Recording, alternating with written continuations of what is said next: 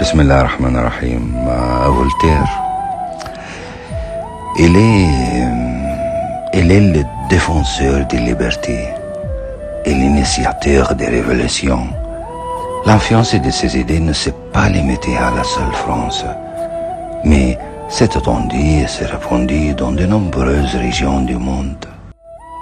Il a commencé sa vie intellectuelle en tant que jeune fanatique anti-islam, influencé par les mensonges répandus à son sujet, puis avec la maturité, les études et l'âge, il s'est transformé complètement et étonnamment pour devenir le plus grand penseur et philosophe européen défendant l'islam et sonné hostile à l'autorité papale,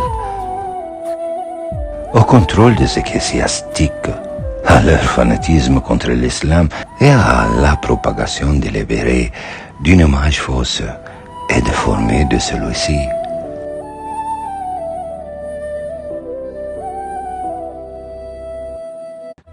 Voltaire a regretté ses premières écrits contre l'islam et sa vie s'est prolongée jusqu'à atteindre l'âge de 93 ans, consacrant près de la moitié d'entre eux à la défense de l'islam et de son messager.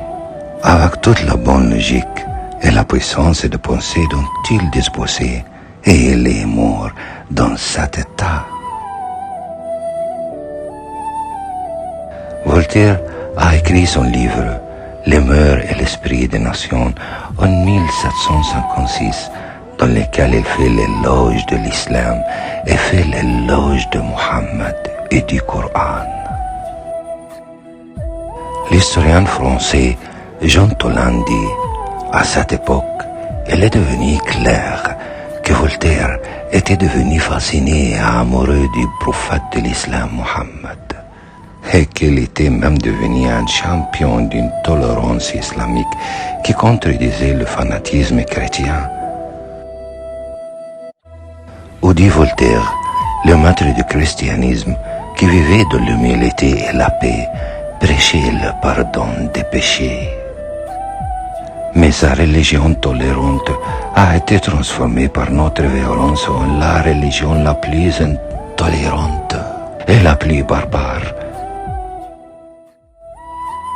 Puis, Voltaire est allé plus loin en disant « L'Église médiévale prêchait l'infaillibilité du pape, brûler les hérétiques et mobiliser les chevaliers chrétiens pour combattre les musulmans. Mais les dirigeants musulmans, comme Saladin, le Salah ad-Din بالعربي, et son neveu le roi El-Kamel ibn Akhoul Malik El-Kamel, étaient sur de l'autre le summum de la sophistication, de la littérature et de la tolérance.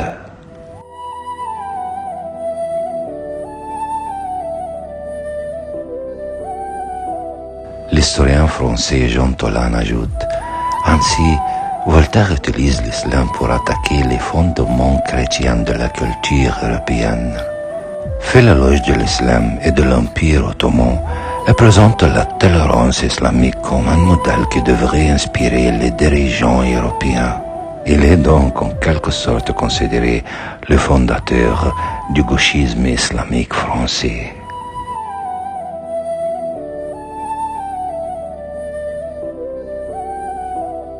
En 1764, Voltaire publie son livre le plus célèbre, le Dictionnaire philosophique, dans lequel il défend le prophète Mohammed en tant que penseur politique profond et fondateur d'une religion rationnelle et sage.